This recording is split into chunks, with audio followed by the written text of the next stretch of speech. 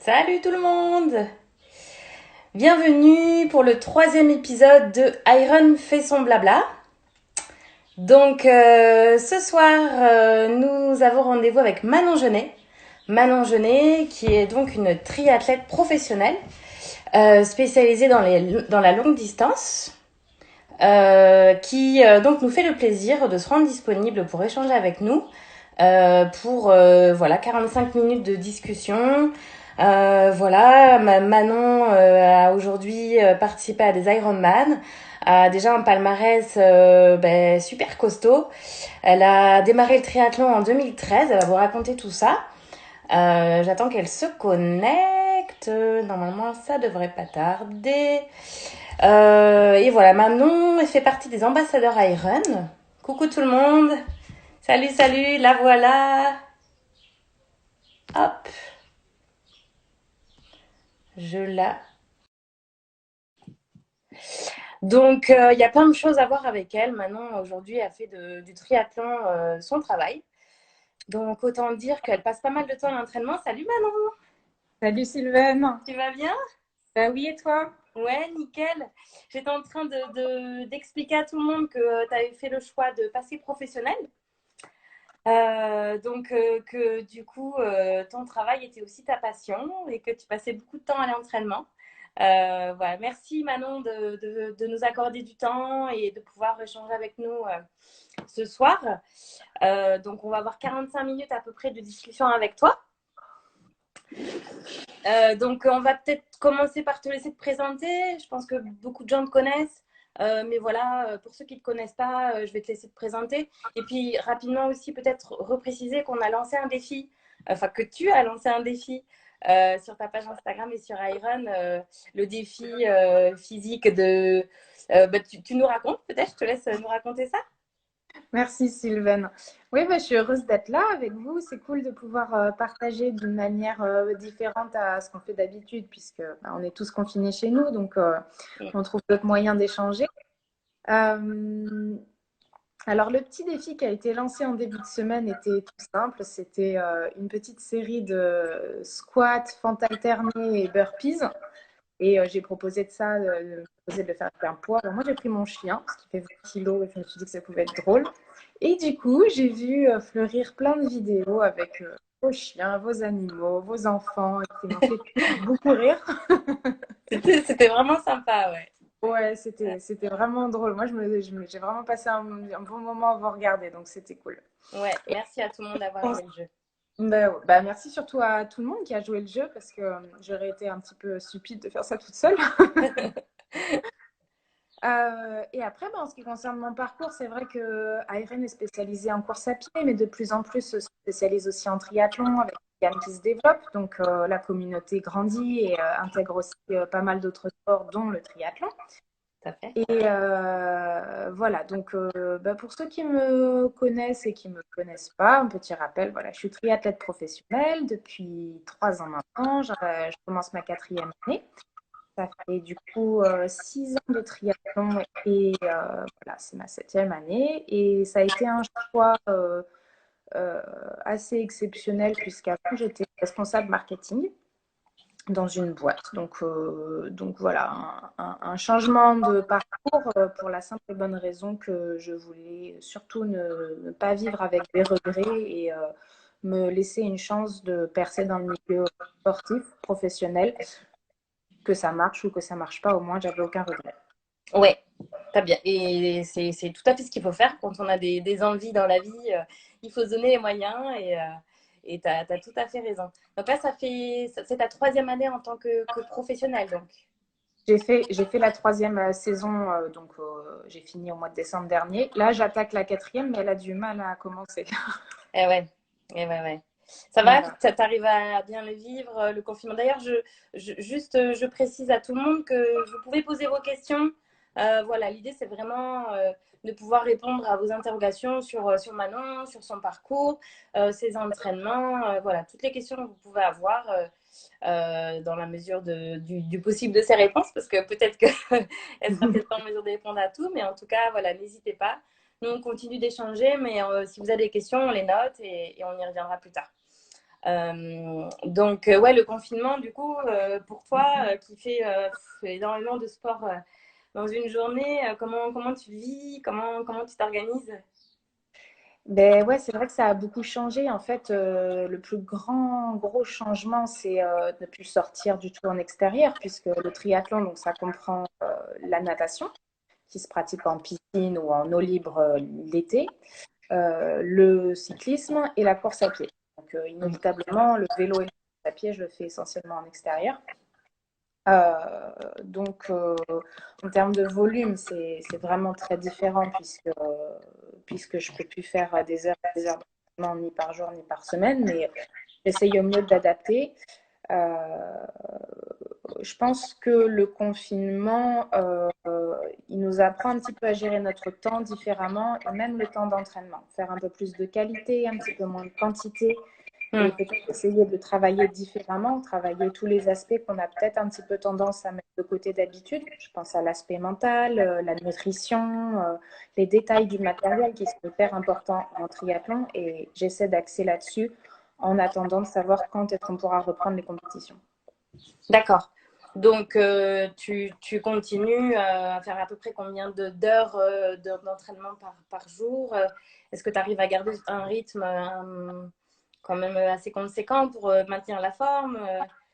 Ouais, en fait, t'as dit ça. C'est un rythme pour maintenir la forme et essayer de garder un petit peu certains acquis qui ont été trouvés en début d'année et de pas, enfin, essayer de garder la forme, c'est bien. Ça fait en termes de volume, ça doit faire une vingtaine d'heures par semaine. Hmm. Mais j'inclus à ces 20 heures beaucoup de PPG en fait. Donc c'est pas, ça reste cardio, mais c'est pas non plus très très spécifique. D'accord. C'est plus, c'est plus le même entraînement qu'il y a quelques mois où je me préparais déjà pour un Ironman et j'étais à 35 heures par semaine avec beaucoup de bornes. Ouais. Justement, c'est une question que j'ai vu passer là. Comment on prépare un Ironman en confinement? Est-ce que ça s'envisage? Est-ce que ça s'envisage pas? Moi, c'est vrai qu'on m'avait posé la question pour un ultra et pour moi, on peut pas préparer d'ultra en confinement, c'est pas possible. Un ultra, ça se prépare en faisant des kilomètres en montagne, donc on peut pas en faire. Quelle réponse tu peux donner à cette personne? Mais en fait, si je prends différents exemples, les triathlètes connaîtront certainement un gars qui s'appelle Lionel Sanders, qui est canadien et qui fait tout dans une salle. C'est-à-dire que lui s'entraîne jamais dehors.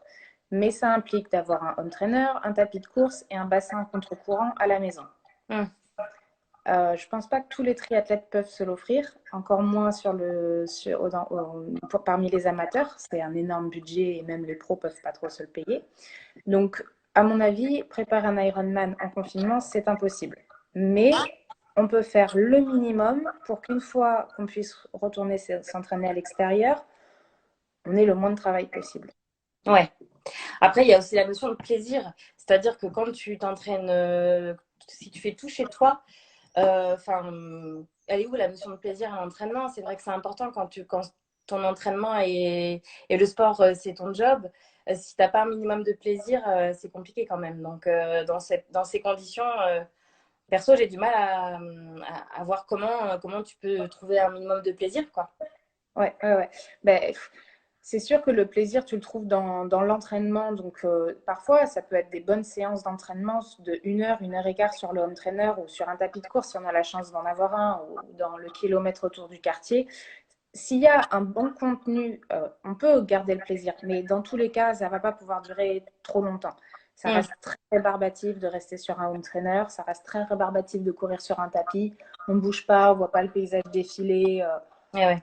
Et bon, donc la notion de plaisir, la différence que je fais, c'est peut-être entre le circuit amateur et le circuit professionnel, c'est qu'en circuit professionnel, ben, le plaisir, parfois, il faut un petit peu le mettre de côté parce que c'est le métier Mm. et que ben, voilà, c'est notre gagne-pain. Donc, Eh oui, si à un moment, on n'a pas très envie d'y aller, ben, il faut se bouger, il faut y aller parce qu'il n'y a pas le choix. c'est ça. Parmi, pour les personnes qui font ça en loisir, la notion de plaisir, elle est hyper importante. Il faut absolument garder le plaisir et il faut que vous continuiez à vous faire plaisir en vous entraînant. Il ne faut pas que ça devienne, mais à n'importe quel moment, confinement ou pas, Mm, il ne faut mm. pas que ça devienne une obligation qu'on fait par défaut, en fait. Ouais, c'est exactement ce que tu dis, c'est sûr, c'est comme, comme aller au travail, il y a des fois on n'a pas envie, mais Ouais, on n'a pas le choix et voilà, il faut se motiver et c'est vrai que toi, tu es dans ce contexte-là puisque le ouais. sport est devenu ton travail, quoi. Mm. Et ouais. Et il y a une question sur l'annulation des courses. Comment tu, avec toutes ces annulations, comment tu appréhendes ta saison du coup? C'est très particulier. Le dernier mail avec les annulations de courses, je l'ai eu hier. On repousse tout au mois de juillet, d'août. Et ouais. En fait, je m'y attends. Enfin, je veux dire, je savais bien hein, que cet été, il y allait très probablement pas avoir de course. C'est très difficile de se projeter dans le temps, en fait. Pour moi, le mois de juillet, août, septembre, c'est très loin. Mm. Euh, et c'est assez difficile de trouver les raisons de s'entraîner et de se mettre la misère aujourd'hui si on doit repousser, ça doit être encore repoussé de 3 mois, 3 ou 4 mois. Mm. Après, la deuxième question, c'est tout ce qui est qualification au championnat du monde. Pour le moment, tous les mondiaux sont maintenus comme aux mêmes dates, seulement il y a pas d'épreuve qualificative, donc c'est un peu Et ouais. particulier. Donc, je pense que la meilleure réflexion à avoir, c'est de patienter, d'essayer d'utiliser son temps pour optimiser tout et de patienter avant que tout soit Mm. défini, enfin, des dates soient définies en fait. Mm, mm. D'accord. Alors, on a une question sur ton volume horaire d'entraînement habituellement. Bien sûr, on ne va pas se placer dans ce contexte Ouais. particulier, mais habituellement, Alors, habituellement, je suis à une 25 heures d'entraînement par semaine en moyenne. d'accord. À peu près sur l'année, ça me fait ça. En hiver, je suis beaucoup moins. C'est-à-dire que je vais faire des semaines de 15 heures et ça va me suffire. Mhm. Par contre, le contenu des entraînements va être extrêmement qualitatif. C'est-à-dire que je vais faire beaucoup de PPG, de muscu, de PMA, de VMA. Donc, ça va être une préparation axée sur la vitesse et la force. Donc, ça demande beaucoup d'énergie. Je ne peux pas en faire des heures et puis ça ne sert pas à grand-chose en hiver. D'accord. Et sinon, je fais pas mal de semaines de stage qui montent à 35 heures. Donc, ça me fait des variables entre 15 à 35 heures par semaine, tout au long de l'année, par contre. D'accord. Tu Voilà. prends l'habitude de faire un jour de repos dans la semaine ou pas? Ouais, en fait, à la reprise des entraînements, donc la coupure hivernale, généralement, j'aime bien la faire au mois de novembre parce que ma saison se présente comme ça. Et à la reprise, je fais généralement un jour de repos par semaine. Et D'accord. une fois que les choses commencent disons que le rythme commence à reprendre, je fais un jour de repos à la demande. D'accord. Mais disons que je me connais très bien maintenant et que ce jour de repos, je sens venir le besoin du jour de repos quelques jours avant qu'il soit vraiment nécessaire. Ouais, ouais. Tu t'adaptes aussi en fonction des sensations Ouais, je et- m'attaque en France. Ouais, exactement. D'accord. Une question marrante sur la natation actuellement en confinement. Comment tu t'entraînes pour la natation? Est-ce que tu nages dans ta baignoire? Mais oui, Oui, tu as une grande baignoire alors. non, non, honnêtement, j'ai pas essayé les palmes et le tuba dans la baignoire. Je fais du renfort musculaire. Ouais, Et, et je travaille en sophrologie. C'est-à-dire en préparation mentale, je travaille mon geste, ma technique, mes sensations, ma respiration mhm. et du renforcement musculaire. Après, je ne D'accord. vais pas vous cacher que j'ai un trou d'eau qui me sert de piscine, mais qu'en ce moment, la piscine est HS et que je suis en train d'essayer de la remettre en marche pour pouvoir éventuellement toucher un petit peu l'eau. Mais voilà, c'est un luxe qu'on n'a pas tous. Et Eh du oui. coup, voilà, pour tous ceux qui ont pas accès à autre chose qu'à une baignoire, une douche, ben, renfort musculaire Et et sophrologie. ouais, Ouais. sophrologie, c'est mieux. C'est quelque chose que tu fais en temps normal ou pas, la sophrologie ou... Ouais, Ouais, ouais, ça fait 1 an et demi maintenant que j'ai intégré ça à ma prépa. Et c'est énorme ce que ça a pu m'apporter. d'accord. Tu as vraiment senti la différence à partir du moment où tu as commencé à en faire? Ah ouais, ouais, ouais. Sur beaucoup de choses. En fait, la sophrologie, souvent, quand on me demande ce que c'est une gestion des émotions. Et la gestion, et en fait, les émotions, c'est ce qui nous anime et c'est ce qui nous permet enfin, c'est ce qui fait notre relation aux choses, aux événements. Donc, à Mhm. partir du moment où on arrive à mieux maîtriser nos émotions, on a un rapport à l'effort, au stress, aux gens qui est vraiment différent. Donc, en fonction des besoins de chacun et de enfin, travailler ce genre de faiblesse qu'on a ou ce genre de... C'est vraiment un point positif dans l'approche générale de la vie et encore plus du sport. Ouais. D'accord. Dans le même thème, on a Loïc qui demande si tu as un préparateur mental. Eh ben oui, justement. Ouais, ouais, la sophrologie, D'accord. en fait, c'est ça s'apprend pas tout seul. Éventuellement, il y a peut-être des petites applications. Je connais, c'est quoi, c'est Bambou, le petit bambou, voilà, qui propose un peu de méditation. Mais c'est D'accord. vrai qu'en sophrologie, j'ai une personne qui me suit. Je pense que vous pouvez la retrouver assez facilement sur mon compte Instagram. Et elle est spécialisée dans le sport, donc elle a une approche assez pointue dans ce domaine. D'accord. Et c'est en fréquence, c'est quoi? C'est deux, trois fois par semaine ou c'est à la Non, c'est demande? moins que ça. Ouais, c'est souvent à la demande en fonction des périodes. Il y a des périodes où on se sent très très bien et il n'y a pas besoin de bouger des choses. Et par contre, quand on en ressent le besoin, à l'approche des compétitions, ou parce qu'il y a eu un événement qui a été un petit peu perturbant, ou parce qu'on cherche autre chose dans l'entraînement, c'est bien de prévoir une séance. Donc là, moi, pendant le confinement, je le fais une fois par semaine. J'en profite pour bosser plein de trucs. Et D'accord. sinon, en période de compète, ça va être plutôt une fois tous les 10, 15 jours. D'accord. Super. Une question sur tes petits secrets pour soigner les crevasses au talon. Alors, c'est peut-être une blessure Ouais. spécifique du triathlète, je sais pas. Non? Non? Les crevasses au talon. Bon, Mais peut-être que tu pourras m'aider, Sylvain. j'ai jamais connu ça, les crevasses au talon. Ouais. Peut-être sous le pied, les... Bon, ce qui est sûr, c'est que dans la course à pied, dans tous les sports, les pieds, c'est un peu nos membres maltraités, hein. c'est les outils. En plus, Ouais, c'est nos outils principaux, quoi. ouais, ils supportent notre poids toute la journée. Eh ouais. Donc, pour entretenir vos pieds, mais je pense que Sylvain, t'es mieux calé que moi là-dedans. Non, justement, je Euh, suis pas un exemple. moi, je mets de la NOC, de la crème à Ouais. Kéline NOC. Voilà, c'est la meilleure. Surtout à l'approche des compètes, Mm. 3 semaines tous les soirs de NOC. Et massez-vous les pieds avec de Ouais, la crème. C'est important de prendre un petit moment pour ses pieds. c'est En ça. fait, je pense que les crevasses, c'est un peu de la sécheresse quand même. J'aurais tendance à dire que c'est ça. Ouais, Donc, ouais, tout à fait. Mais tu as raison, faut les bichonner les pieds. Et effectivement, en fonction de la saison, en fonction de.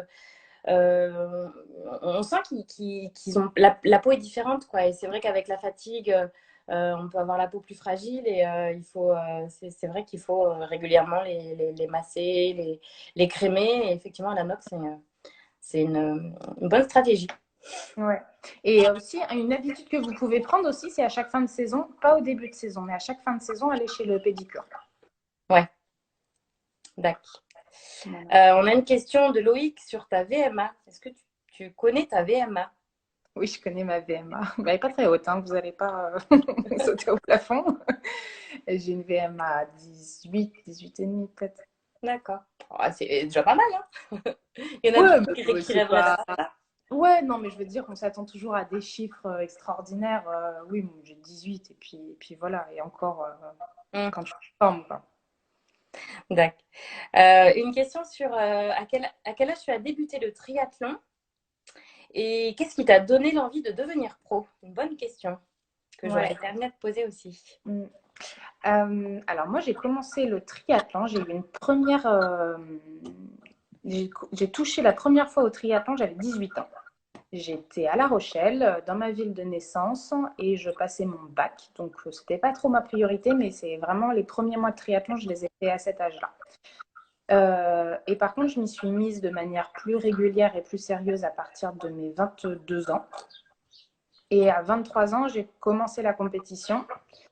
Donc voilà, depuis mes 23 ans, ouais, fin de mes 22 ans, je fais du triathlon. Et ce qui m'a amenée au triathlon, en fait, avant j'étais gymnaste, donc saut, sol, barre, poutre, J'ai voilà, vu ça.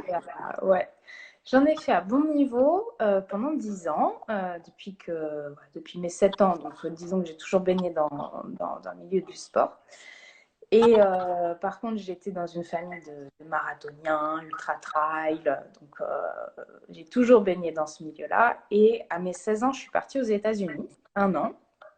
Et là-bas, j'ai appris à nager, euh, techniquement parlant. Et j'ai continué la course à pied que j'avais déjà un peu commencé tranquillement. Et pour ceux qui connaissent La Rochelle, vous savez que c'est une ville où on fait tout à vélo. Donc disons que le vélo, j'étais un peu née dessus. Je suis rentrée des États-Unis, j'avais 17 et je me suis dit, bon, la gym, c'est fini, j'ai envie de passer sur un sport d'endurance. Pourquoi pas mettre à bout ces 3 sports? J'ai testé, je suis tombée dans la marmite. D'accord. Voilà.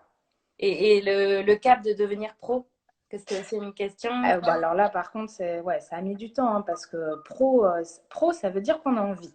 Donc, si on vit du triathlon, on vit des primes de course et des sponsors. C'est les 2 seules sources de rémunération. Donc, pour passer pro et pouvoir en vivre, bah, on a intérêt à rapidement faire son bout de chemin. Donc moi j'ai commencé, donc j'ai fait des études, j'ai fait une prépa littéraire, j'étais en école de commerce, j'ai fait plusieurs stages, dont chez Iron. Et après je suis rentrée dans une boîte où j'étais responsable marketing pour un réseau de magasins franchisés. Et pendant 2 ans, eh ben, le triathlon continuait à être mon quotidien, sauf qu'en fait il prenait vraiment de plus en plus de place. Jusqu'au moment où en fait je me levais le matin en ne pensant qu'à l'entraînement. Et j'organisais ma journée de boulot autour de mes entraînements. Hmm. Je me suis dit, c'est pas normal, c'est pas bon, tu vas limiter ta progression forcément dans l'une des activités. Et puis je me suis dit, bon, voilà, essaie de mettre sur une feuille les 2 parties, le boulot normal que j'ai déjà et le triathlon, et regarde si tu peux te lancer. Voilà, D'accord. je me suis lancée. Donc c'était en 2017, c'est ça, hein, je crois. Ouais, exactement, Ouais. 2017. Justement, on a une question de Kevin qui va dans ce sens. Est-ce que tu vis exclusivement des prize money ou est-ce que voilà le sponsoring, enfin comment justement qu'est-ce qui te fait vivre? Quels sont tes apports Ouais, concrètement? alors en fait, les prize money, c'est la seule source de revenus quand on débute le triathlon. C'est-à-dire qu'on compte que là-dessus, parce que le sponsoring, on ne peut pas vraiment compter dessus parce qu'on est personne. Donc, c'est difficile de demander du sponsor et puis surtout d'avoir de l'argent de la part des sponsors. On peut au mieux avoir du défraiement en termes de matériel. Mais au début, c'est clair que c'est un investissement et qu'on peut éventuellement compter sur les primes de course. Et après, petit à petit, si on arrive à faire son trou, et qu'on arrive à faire des beaux résultats et à bien jongler entre toutes les différentes facettes du métier, effectivement, on peut avoir des sponsors qui nous suivent. Donc moi, c'est le cas avec Iron, c'est le cas avec d'autres partenaires comme Oka. Et voilà. Et du coup, les 2 sources de revenus, c'est ça, c'est les primes de course et les aides des sponsors. D'accord. Il y a 2 fois la même question qui vient de revenir, donc je vais te la poser. Elle était arrivée en tout début de discussion. C'est quand est-ce qu'on te revoit au TUC? Ah, ben jamais. Le TUC, ça a été mon premier club de triathlon à Toulouse. C'est là que j'ai rencontré Fred, qui était mon entraîneur. Et Oui, puis, parce les que Fred, coachs. on n'en a pas parlé pour les gens qui ne savent pas, mais Fred, c'est ton chéri et ton entraîneur. Ouais, on a cette chance-là de tout mélanger. Chance ou parfois ça peut être compliqué aussi. Ouais, mais bon, on s'est rencontrés comme ça, en fait. Donc, on sait ce que c'est la, les 2 relations, en fait. Mais même maintenant, on bosse ensemble aussi. Donc, on Ouais. bosse ensemble. C'est mon entraîneur et on est en couple. Donc c'est sûr que ça fait des situations parfois un petit peu particulières, mais voilà, il y a des fois ça fonctionne et puis il y a des fois on peut pas. Ouais, comme tous les Pas, couples, hein, quoi. il y a des hauts, il y a des bas, quoi. Donc le TUC, voilà, ça a été quelques années et puis je crois que c'est pas un club dans lequel je reviendrai, mais je garde quelques bonnes relations avec certaines personnes. Ouais. T'es resté combien de temps dans ce club? Bah, ça n'a pas été très long, ça a été à peine 2 ans. Voilà. TUC qui signifie quoi, du coup? Toulouse Université Club. D'accord. Ouais, Voilà. c'est un club à Toulouse, hein. Ils ont beaucoup de monde. Je crois qu'ils ont 200 licenciés. Ouais, Voilà. d'accord. Ça fait partie des gros acteurs de Toulouse. Super.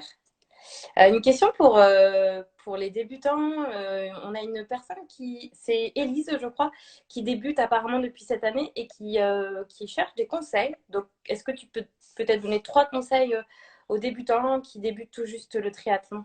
Ouais, ouais, c'est une bonne question, Élise.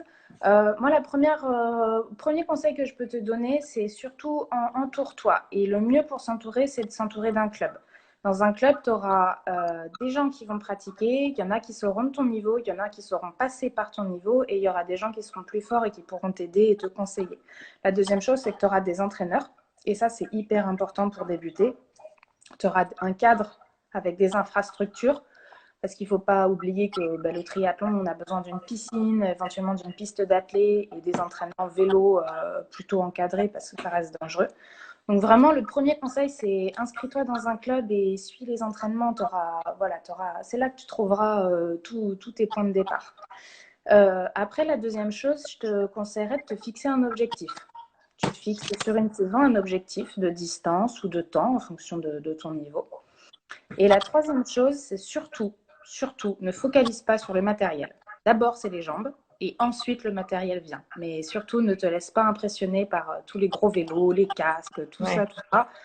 Ça reste un sport voilà, très matériel où il y a beaucoup de monde qui investit énormément dans le matériel et c'est pas parce que tu débutes et que tu es moins équipé que tu vas être moins performante. Super, bah merci. Merci. Je crois que tu as donné des bons conseils à Elise. C'est chouette. Est-ce que tu as prévu d'aller à l'Ironman de Vichy? En fait, j'ai rien prévu du tout. Ouais. Je ne sais pas. Mais Vichy, ouais, dans mon plan initial, ça en faisait partie. Pas pour faire le full, parce qu'il n'est pas ouvert aux professionnels, mais Ouais. pour le half. Donc, s'il se tient, c'est possible que j'y sois. Et voilà, en espérant qu'on puisse tous y aller et pouvoir commencer la saison à partir de ces dates-là, quoi. C'est quand d'ailleurs? Vichy, généralement, c'est fin août. Donc, Ouais. bon, là, j'ai pas la date en tête, mais Ouais, donc ouais, c'est pas ça sûr. reste, Fin août. ouais, ça reste juste, à mon avis. Ouais, ouais, ouais, je pense. Mm. Une question sur justement cette frustration peut-être en ce moment. Je pense qu'on connaît la réponse, mais je vais quand même poser la question parce qu'elle a été posée. Est-ce que tu n'as pas cette sensation de manque, du coup, comme de sport, d'entraînement comment tu ressens ça? Ouais, c'est une très bonne question aussi. Évidemment, en fait, il y a plus le manque de l'objectif. Ne pas pouvoir se projeter, ne pas savoir quand est-ce qu'on va pouvoir vraiment s'y remettre et puis surtout pouvoir à nouveau gagner notre vie, en fait. Faut pas l'oublier que, pour moi en tout cas, c'est un métier. Donc, la sensation de manque, elle est là, même si j'essaie voilà, comme je l'ai dit, j'essaie vraiment de faire le maximum pour limiter la casse en étant confinée. Moi, ce qui me manque surtout, c'est de pouvoir voir des gens, m'entraîner avec des gens, avoir des objectifs communs, faire des stages, bouger. C'est surtout ça qui me manque. Hum, hum. Et je pense que c'est le cas de tout le monde, hein, à n'importe quel niveau. Oui, oui, il y a le côté, effectivement, le fait qu'on soit coupé de tout social. Enfin, Mm. voilà, hein, c'est ce qu'on recherche avec le confinement, mais c'est vrai que c'est ce qu'on subit aussi, hein, tous. Donc, Ouais, heureusement qu'on a les Internet et les moyens de ouais. communication Ah modernes ouais, qui nous ouais. permettent Ça de nous continuer. sauve, hein, je pense, hein. Ouais. Mais t'as vu, le sport est un vecteur de lien social aussi. Donc, Complètement. inévitablement, ceux qui en font toujours ont besoin de cette relation aux autres. Tout à fait.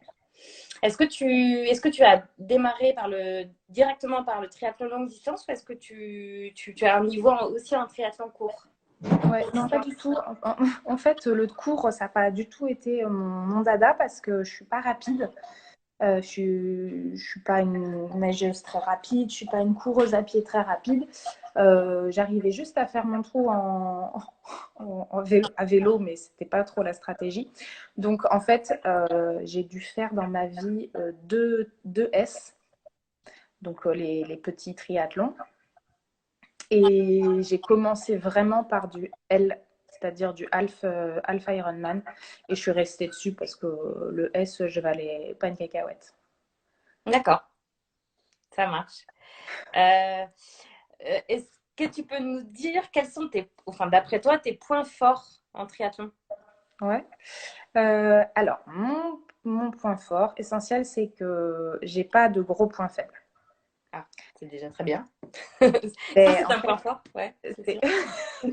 ben ouais, parce que en fait, quand on combine trois épreuves et qu'on a un très gros Ouais, point faible sur l'une d'entre elles, eh ok. ben, on doit forcément le compenser avec les deux autres.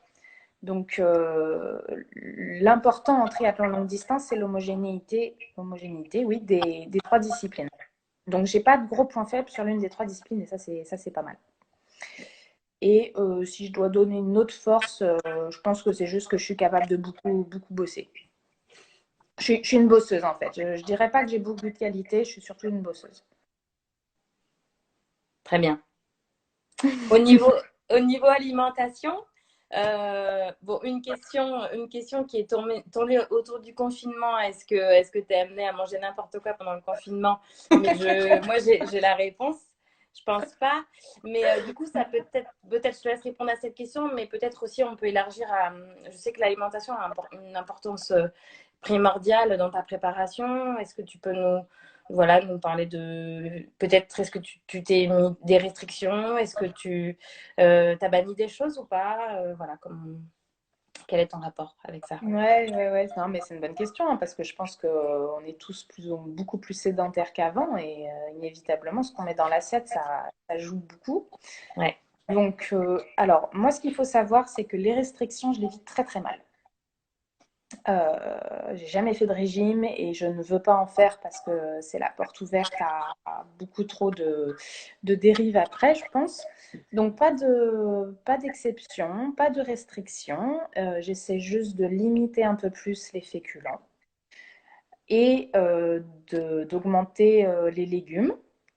Voilà. Mais je continue à me faire plaisir. Je sais que j'aurais pris un peu de poids à la fin du confinement, mais voilà, dans la mesure du possible, je me prends pas trop la tête dessus et surtout, je cuisine absolument tout. Même mon pain, j'ai commencé à le cuisiner. J'essaie de tout faire maison et d'optimiser en fait tout ce qui est toutes les calories dans tout ce que je mange. Mais d'accord. voilà, si j'ai envie de manger du chocolat ou un gâteau, mais je le fais sans crainte.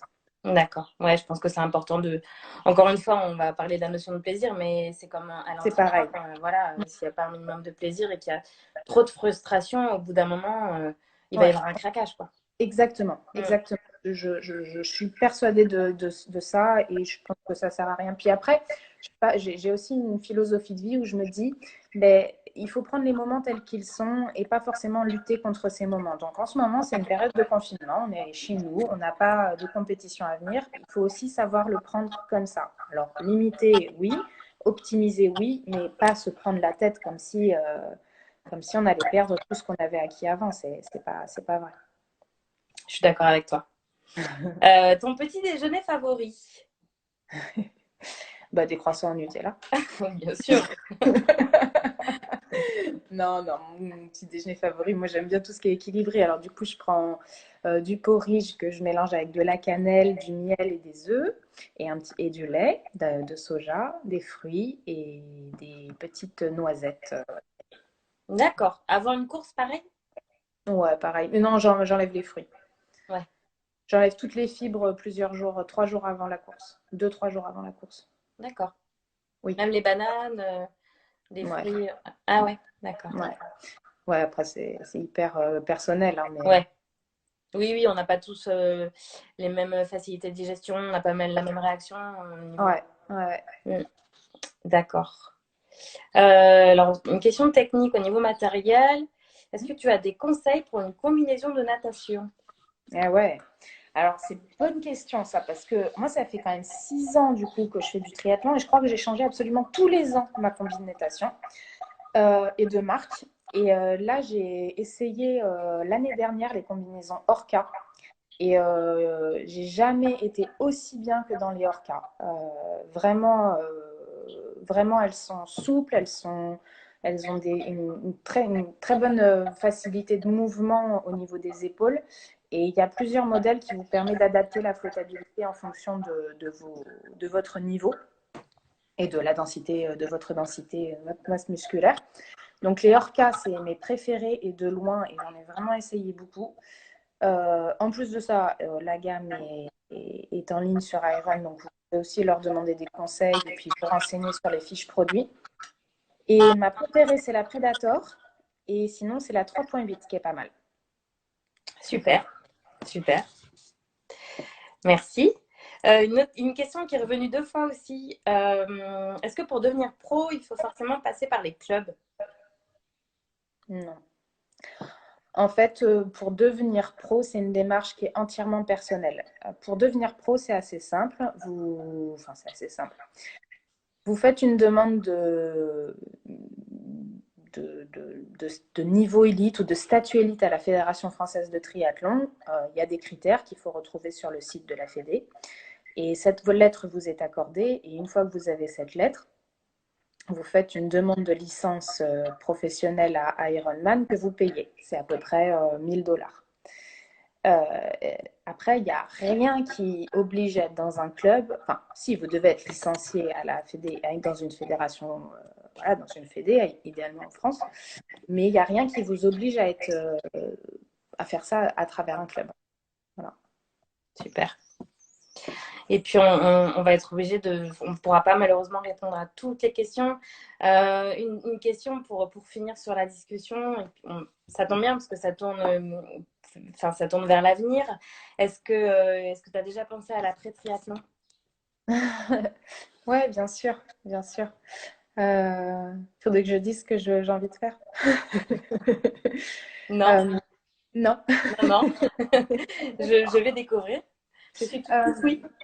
Non, mais l'après-triathlon, bon, déjà, ça me paraît loin parce que j'espère que ma carrière sera un petit peu longue quand même.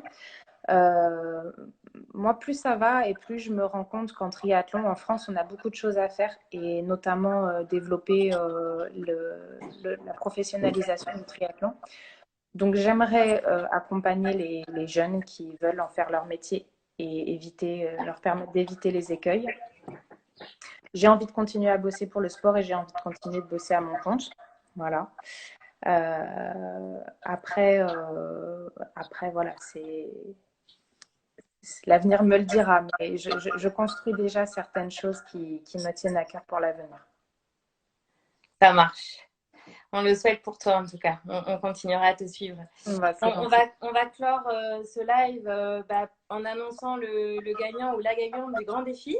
Oui, alors du Voilà. coup, je l'ai prévenu par message. Je ne sais pas s'il a eu mon message, mais déjà, je voulais quand même tous vous remercier d'avoir joué le jeu.